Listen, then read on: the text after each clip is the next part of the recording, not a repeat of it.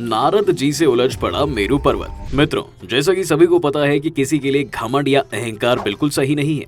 घमंड से आज तक किसी का भला नहीं हुआ। ऐसे ही एक कथा सुनने को मिलती है जो जुड़ी है नारद मुनि और मेरू पर्वत की। अब किसका अहंकार भारी पड़ा एक दूसरे के ऊपर, यह जानने के लिए वीडियो के अंत तक बने रहिए।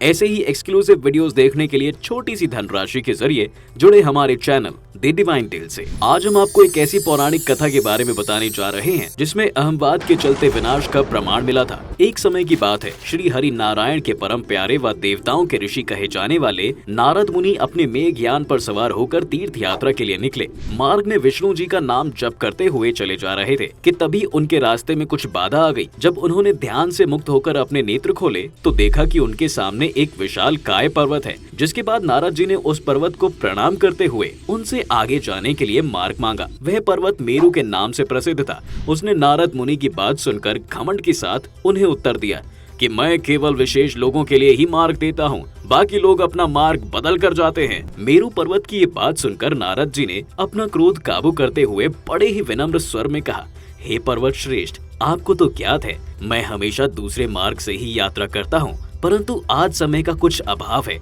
तो कृपा कर आप मुझे मार्ग दे दे। नारद जी की बात सुनकर पर्वत ने कहा, चाहे कोई भी हो, मैं मार्ग नहीं दूंगा किसी के लिए भी। फिर नारद मुनि समझ गए और मुस्कुराकर बोले, क्या तुम अपने नरेश पवन देव के कहने पर भी मुझे मार्ग नहीं दोगे? तब मेरू पर्वत ने क्रोधित होकर कहा, हाँ, उनके कहने पर भी मैं तुम्हें मार्ग नहीं दूंगा। यह सुनते ही मुनिवर जोरों से हंसे और उनकी हंसी सुनते ही मेरू को अपनी गलती का आभास हुआ, क्योंकि देव माता अदिति के पुत्र पवन देव पर्वतों के राजा हैं और अपने ही राजा के विरुद्ध जाना मेरू की दुष्टता थी। परंतु अपने अहंकार में चूर वह अभी भी अपनी गलती को ना मानकर अपने हट पर ही अड़ा रहा। इसके कुछ क्षण बाद नारद जी वहाँ से अंतर्ध्यान हो गए, सीधे वायु देव के पास जा पहुँचे और उन्हें संपूर्ण वाक्य सुनाया, जिसे सुनकर पवन देव अत्यंत क्रोधित हो उठे तथा उन्होंने मेरू को दंड देने का निर्णय किया और वह अपने पूरे वेग से बहने लगे। इधर मेरू पर्वत ने अपना पूरा बल दिखाया। यह युद्ध कई वर्षों तक चलता रहा। कुछ समय बाद पक्षीराज गरुड़ अपने मित्र मेरू की रक्षा के लिए आए। उन्होंने पवन देव को रोकने का काफी प्रयास किया। काफी समय तक ये दोनों के बीच ये द्वंद्व चलता रहा। फिर एक बार भगवान नारायण को कहीं जाना था, जिसके लिए उन्होंने अपनी सवारी गरुड़ जी को पुकारा। स्वामी की पुकार से पक्षीराज वहां से चले गए, जिसके बाद वायुदेव और मेरू पर्वत के बीच युद्ध जारी रहा। लेकिन कुछ समय बाद वायुदेव के सामने वह पर्वत ज्यादा देर टिक नहीं पाया, जिसके बाद उस विशालकाय पर्वत का घमंड टूट गया।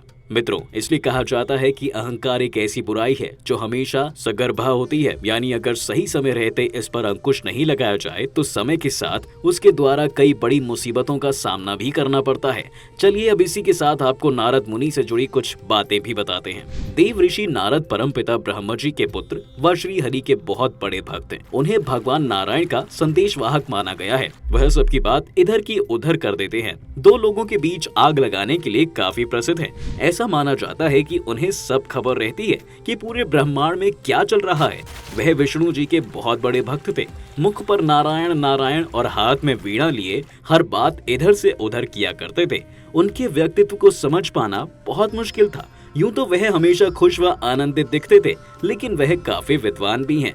आइए उनसे जुड़ी कुछ दिलचस्प कहानियां जाने। जालंधर व नारद मुनि। राक्षस जालंधर को समुद्र ने पाला था, इसलिए धन की देवी लक्ष्मी, जो कि समुद्र की पुत्री हैं, उनका जालंधर के प्रति भाई जैसा प्रेम था। समय के साथ साथ जब वह राक्षस बड़ा हुआ तो वह एक क्रूर व शक्तिशाली राजा बना। उसने सभी देवताओं को हराकर स्वर्ग को अपने अधीन कर लिया। देव ऋषि नारद जी ने जालंधर के लिए दो समस्या खड़ी कर दी थी। उन्होंने शक्ति में चूर जालंधर को कहा कि शिव जी ही इस संसार में सबसे धनवान व समृद्ध हैं, बल्कि उनकी पत्नी देवी पार्वती सृष्टि की सबसे सुंदर स्त्री हैं। जिसके बाद जालंधर ने देवी गौरा के ऊपर अपनी बुरी दृष्टि डाली और उनसे विवाह करने का प्रयास करने लगा। लेकिन अंत में भोलेनाथ ने उस दुष्ट को मार के संसार को उसके आतंक से मुक्त किया।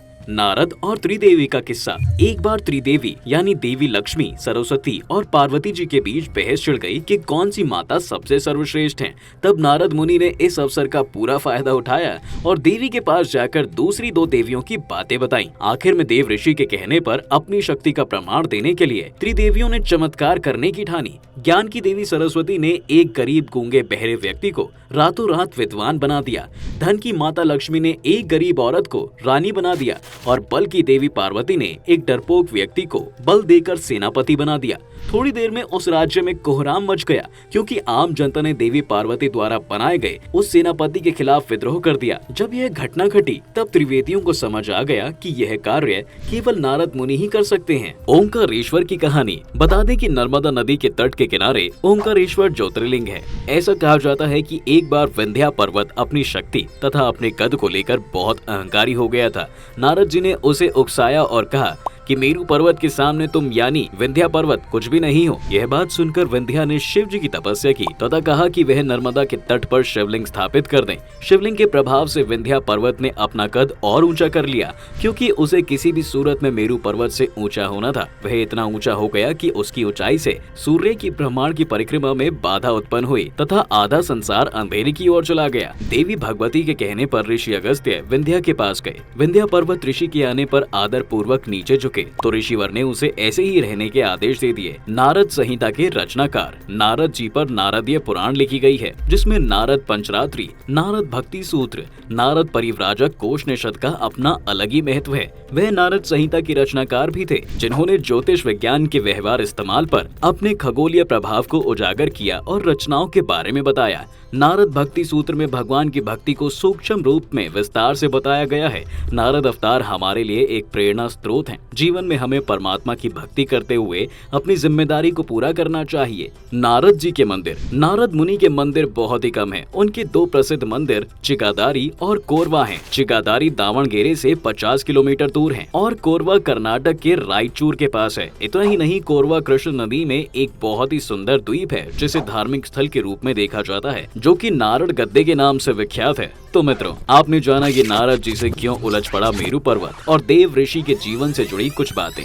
यदि आपको पहले से किसी बात की जानकारी थी तो हमें नीचे कमेंट करके जरूर बताएं। आज के इस वीडियो में बस इतना ही। हम उम्मीद करते हैं कि हमारी वीडियो के जरिए आपको कई सवालों के जवाब मिल गए होंगे। अगर ये वीडियो पसंद आई हो तो इसे लाइक और शेयर जरूर कीजिए। अगर आपने हमारे चैनल को सब्सक्राइब नहीं किया तो जरूर करिए। इसके साथ ही मुझे दें इजाजत। इस वीडियो को अंत तक देखने के लिए आपका बहुत बहुत शुक्रिया। और हाँ, अब आप हमारे सभी वीडियो फेसबुक पर भी देख सकते हैं, जिसके लिए आपको फेसबुक पर द डिवाइन टेल्स के पेज को लाइक और फॉलो करना होगा।